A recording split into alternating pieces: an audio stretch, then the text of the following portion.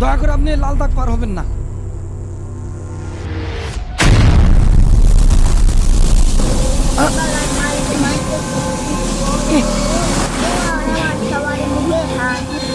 মাথায় আসছে কোথা থেকে?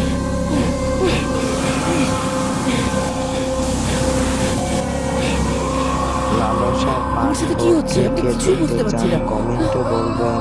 এই লোকটা আবার কে? হ্যাঁ,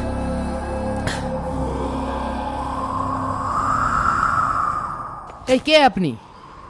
আর আপনি এভাবে আচমকা বাধা দিলেন কেন? আমাদের আপনিও আইডিটি সামনের গ্রামের সাবস্ক্রাইব নতুন করবেন। তাই তো?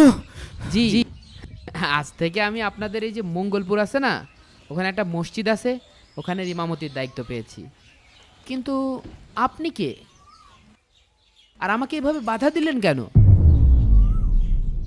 আর এই লাল দাগ পার না হলে তো আমি ওই গ্রামে ঢুকতে পারবো না।